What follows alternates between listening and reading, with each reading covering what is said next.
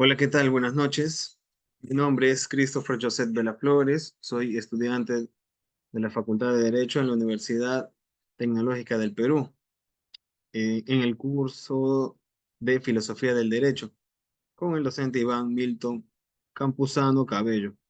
En esta oportunidad hablaremos del análisis de la filosofía del derecho en el Perú antes, durante y luego del siglo XX frente al tema de la corrupción.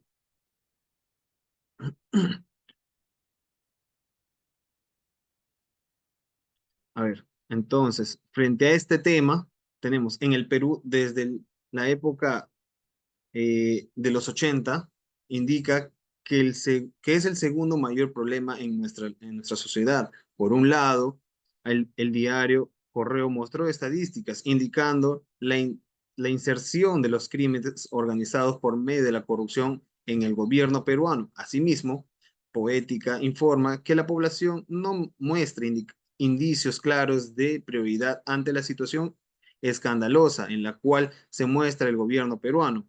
En tal sentido, centrándonos en la corrupción actual, es válido responder la siguiente interrogante. ¿Crees que los ciudadanos peruanos luchan contra la corrupción?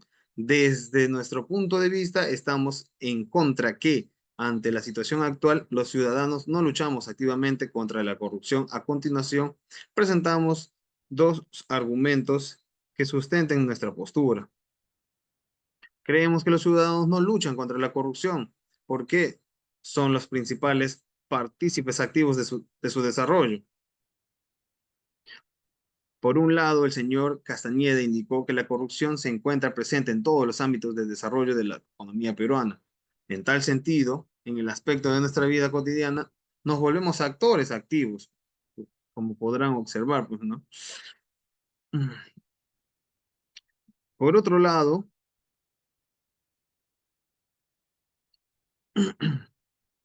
frente al análisis de la teoría jurídica de Miro Quesada, la cuestión del derecho justo cuando estamos frente a un conjunto de normas emitidas por el Estado o por cualquier órgano competente y que podemos reconocer como justas.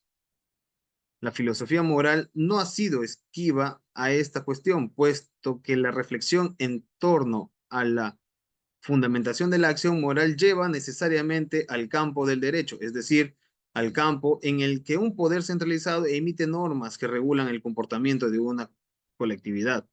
En la filosofía del derecho, de los últimos tiempos, esta ha sido una de las cuestiones más espinosas, puesto que la identificación de un derecho como justo o injusto acarrea el problema del reconocimiento de su validez y, por ende, de su obediencia o desobediencia, hasta el punto que desde algunas perspectivas se le identifique como no derecho o inválido de plano. La dificultad temática se acrecienta sobre todo cuando nos encontramos en un contexto de tensión entre, por un lado, la cada vez más estrecha vinculación entre estados que comparten determinaciones valores y los que no. El criterio para decidir cuando estamos ante un conjunto de normas justas, derecho justo o injustas, derecho injusto, emitidas por el Estado, lo aporta la filosofía moral, la fundamentación de la razón práctica. A este respecto, se puede identificar una ética material y una ética formal.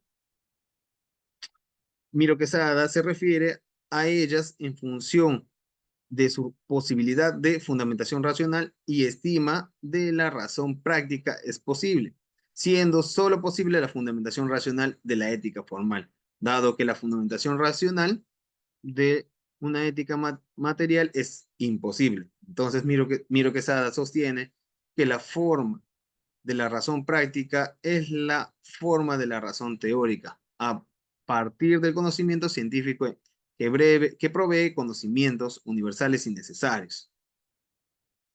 Entonces, a ver, la fundamentación del derecho justo desde una etiqueta formal, la trayectoria filosófica de Miro Quesada, para lograr una fundamentación racional de la ética, que a su vez constituye el fundamento del derecho justo y de la praxis política, culmina en su trabajo, Ensayo de la fundamentación racional de la ética, versión publicada en el 2003 como capítulos de su libro El ser humano, naturaleza e historia. Dicho ensayo representa la realización de la vertiente práctica. La otra es la vertiente teórica. Esto es el conocimiento del mundo, del proyecto autotélico.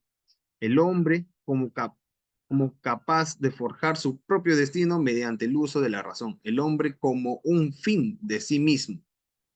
Como así se expresa el ser humano en El ser humano, naturaleza e historia, artículo que da nombre del libro antes indicado. Mm, bueno, entonces, mira, frente a todo ello, nosotros podemos mencionar en el análisis de la realidad peruana y la aplicación de la teoría del derecho justo de Miro Quesada, eh, nos une principalmente un doble cariño, una cuestión filial, su nieto y mi entrañable amigo Paco, Francisco Miro Quesada, a la razón, compañero de clase en la Escuela de Filosofía de San Marcos, y el amor de la reflexión desde y para Latinoamérica. La primera razón es fácilmente explicable, ya que Miro Quesada pertenece a esa generación de filósofos clásicos. Es decir, más allá de la transmisión del conocimiento filosófico, le interesaba la construcción de niveles de acción de en la persona. Por ello, su vocación de maestro. La mitad de la filosofía sanmarquina ha sido formada prácticamente por Don Paco, desde Salazar Bondi hasta José Carlos Bayón. La segunda razón de importante epistemológica se ubica dentro del panorama para entender el proceso de edificación de la historia de las ideas en Latinoamérica, por ende, en el Perú. Francisco Miro Quesada, Cantuarias, Lima, 1918. Pertenece a una familia con reconocida tradición de intelectuales peruanos. Dentro de las conclusiones podemos mencionar el derecho justo para Francisco Miro Quesada Cantuarias es el derecho racionalmente fundado en la ética formal. Su derecho justo se caracteriza por tener formas simétricas y no arbitrarias, esto es, normas que pueden ser aplicadas por unos u otros y por estos otros a los primeros, con el debido respeto por la autonomía del ser humano. Francisco Miro Quesada Antuárez abre una tercera vía en el debate entre ius naturalistas y ius positivistas.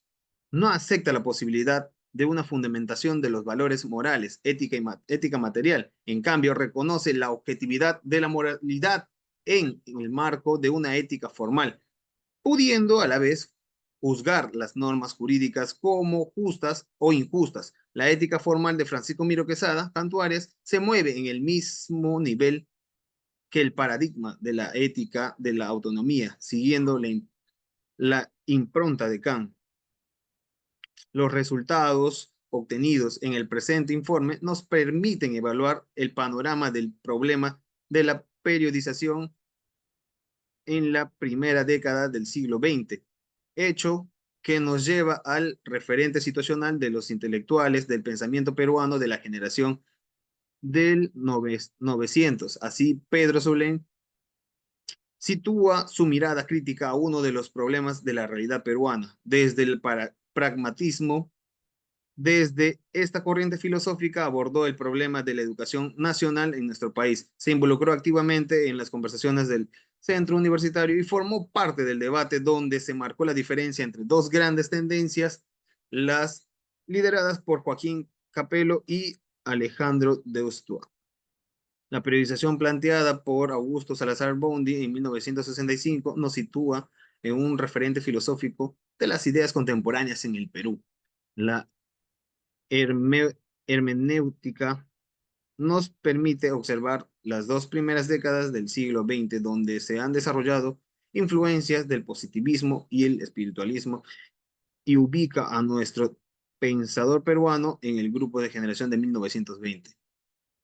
Esto sería todo. Muchas gracias.